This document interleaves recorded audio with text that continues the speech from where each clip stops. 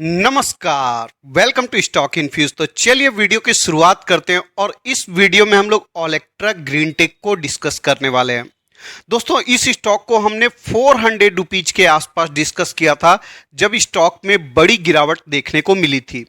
अभी के समय देखें तो आज के दिन स्टॉक में आपको 8.33% की गिरावट देखने को मिल रही है।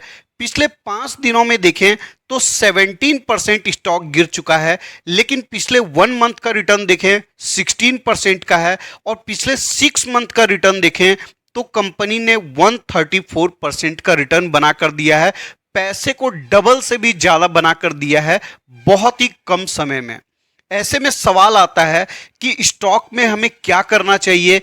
जिन लोगों ने ऊपर के लेवल पर बाइंग किया हुआ है उनको क्या करना चाहिए, जिनको फ्रेश इन्वेस्टमेंट करना है उनको किस लेवल पर इन्वेस्टमेंट करना चाहिए, सारी बातों को हम लोग डिटेल में डिस्कस करने वाले हैं। तो सबसे पहले जान लेते हैं कि स्टॉक में इतनी बड़ी तेजी देखने को क्यों मिली थी। दोस्तों, सबसे पहले स्टॉक में जब गिरावट हुई थी तो एक कॉन्ट्रैक्ट कैंसिल होने का न्यूज आया था, इसकी वजह से स्टॉक में बड़ी गिरावट देखने को मिली थी।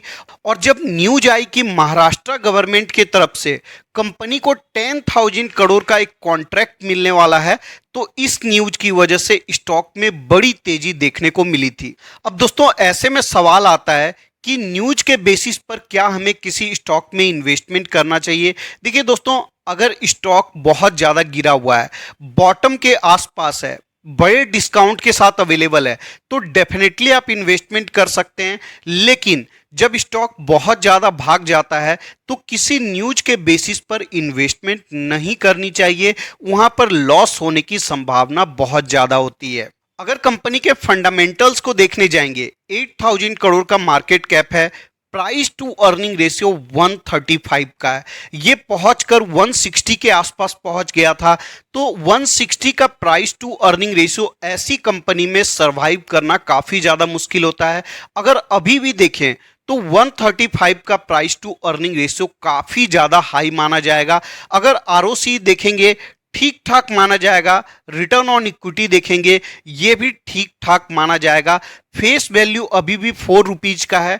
डेट देखे कंपनी के ऊपर बहुत ही कम है, उसके कंपैरिजन में कैश रिजर्व ज्यादा है, तो ओवरऑल कंपनी डेट फ्री मानी जाएगी और कंपनी के पास अच्छा खासा कैश रिजर्व भी माना जाएगा। और पैग रेशियो के हिसाब से देखें तो कंपनी थोड़ी सी महंगी नजर आती है क्योंकि कंपनी में ग्रोथ काफी अच्छा है। अगर प्राइस टू अर्निंग रेशियो के हिसाब से देखेंगे काफी ज्यादा महंगा है, लेकिन पैग रेशियो के हिसाब से देखेंगे तो बहुत ज्यादा स्टॉक महंगा नजर नहीं आता है। अगर कंपनी के सेल्स के ग्रोथ को देखने जाएंगे ईयर ऑन ईयर बेसिस में, तो देखिए 170 करोड़ का सेल्स था, 201 होता है, 281, 593, 1091 करोड़। तो सेल्स के ग्रोथ में किसी भी प्रकार की कोई कमी देखने को नहीं मिलती है, बहुत ही कमाल का सेल्स का ग्रोथ देखने को मिलता है। अगर इससे पहले भी देखने जाएंगे तो सेल्स का ग्रोथ आपको अच्छा देखने को मिल जाता है। अगर कंपनी के नेट प्रॉफिट को देखें तो 16 करोड़ के लॉस में थी कंपनी, 14 करोड़ का प्रॉफिट होता है, प्रॉफिट घटकर 8 करोड़ का होता है, फिर 35 करोड़ का होता है और लास्ट ईयर 67 करोड़ का प्रॉफिट पहुंच जाता है। तो प्रॉफिट का भी ग्रोथ बहुत कमाल का है। जब कंपनी लॉस से प्रॉफिट में आती है तो स्टॉक बिल्कुल रॉकेट बन जाता है। अगर कंपाउंड सेल्स के ग्रोथ को देखें 32% का है, 47, 76, 84%। कमाल का सेल्स का ग्रोथ माना जाएगा, बहुत ही ज्यादा हाई सेल्स ग्रोथ आपको देखने को मिलता है। अगर प्रॉफिट के ग्रोथ को देखेंगे ये भी कमाल का देखने को मिलेगा, 41% का 10 ईयर में है, 5 ईयर में 49% और 3 ईयर में 200% का है और लास्ट ईयर 78% का प्रॉफिट ग्रोथ कंपनी ने शो किया है। तो प्रॉफिट के ग्रोथ में, सेल्स के ग्रोथ में किसी भी प्रकार का कोई भी कमी देखने को नहीं मिलती है। अगर कंपनी के रिटर्न को देखने जाएंगे, 10 ईयर का सीएजीआर कमाल का है, 5 ईयर का सीएजीआर कमाल का है, 3 ईयर का सीएजीआर भी कमाल का है और 1 ईयर में भी कंपनी ने 67% का एब्सोल्यूट रिटर्न प्रोवाइड किया है। तो कंपनी सेल्स के हिसाब से, प्रॉफिट के हिसाब से और रिटर्न के हिसाब से तीनों ही नजरिए से काफी ज्यादा अच्छी देखने को मिलती है।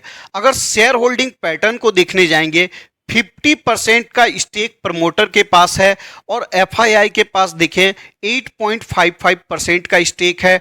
डीआईआई के पास बहुत छोटी मात्रा में स्टेक है और जो बचता है सारा का सारा स्टेक पब्लिक के पास देखने को मिल जाता है 41.33%। और ये एक निगेटिव पॉइंट माना जाएगा दोस्तों, क्योंकि पब्लिक के पास अगर 41% का स्टेक है तो पब्लिक पैनिक बहुत जल्दी करती है, बहुत जल्दी बाइंग भी करती है, बहुत जल्दी सेलिंग भी करती है, तो स्टॉक में फ्लक्चुएशंस भी बहुत ज़्यादा देखने को मिल जाता है। अब दोस्तों ऐसे में सवाल आता है कि क्या हमें इस स्टॉक में करेंट मार्केट लेवल पर इन्वेस्टमेंट करनी चाहिए। देखिए दोस्तों, करेंट मार्केट लेवल पर अभी भी इन्वेस्टमेंट करने का मौका मुझे लगता है कि नज़र नहीं आता है, क्योंकि अभी भी अगर वीकली आरएसआई को देखने जाएंगे तो लगभग 90 के आसपास है। अगर डे वाइज आरएसआई को देखने जाएंगे तो 79 और 80 के आसपास देखने को मिलता है। तो आरएसआई अभी भी हाई लेवल में है। अगर स्टॉक में और गिरावट होती है, आरएसआई 60 के आसपास आता है या 55 के आसपास आता है या फिर 50 के आसपास आता है, तो इन्वेस्टमेंट करने का एक अच्छा मौका होगा। छोटी कंपनी है, रिस्की कंपनी है, तो ऐसी कंपनी में छोटा मोटा ही इन्वेस्टमेंट किया जाता है। एक लॉटरी काइंड ऑफ कंपनी है जिसमें आप पैसा लगाइए और चाहे तो आपका पैसा 50% डूब भी सकता है, 70% भी डूब सकता है और आपका पैसा 7 गुना, 5 गुना, 10 गुना, 20 गुना भी होने की क्षमता रखता है।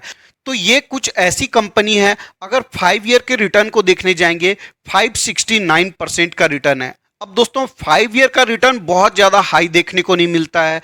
इतना रिटर्न आपको पॉलीकैब में भी देखने को मिल जाता है, इतना रिटर्न आपको वीवीएल में भी देखने को मिल जाता है। और रिस्क भी देखें तो बीवीएल और पॉलीकैब में इस कंपनी से काफ़ी कम देखने को मिलता है, क्योंकि मार्केट कैप के हिसाब से दोनों ही कंपनी लार्ज कैप कंपनी के आसपास बन चुकी है।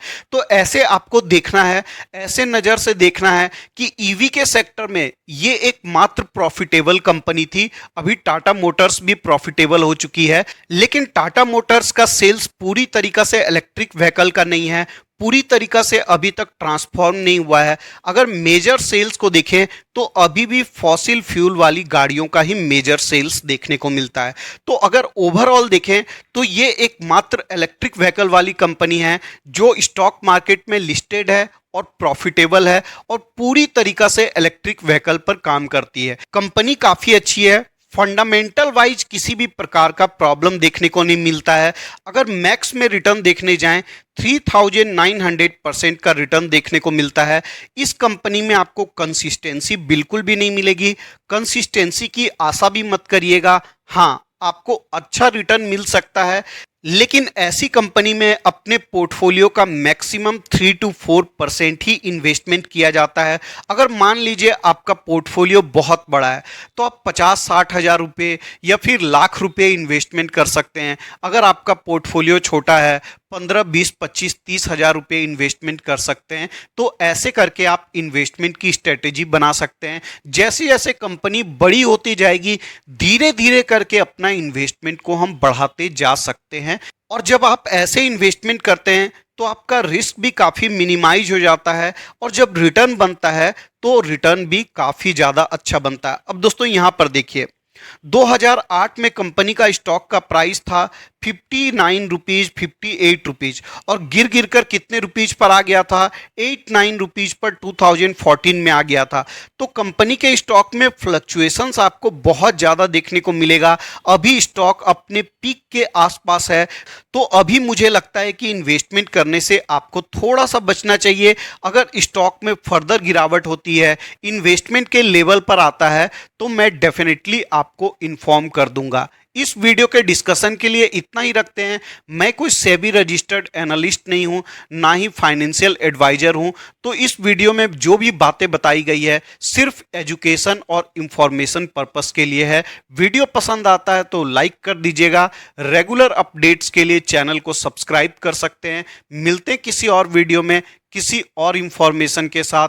तब तक के लिए धन्यवाद।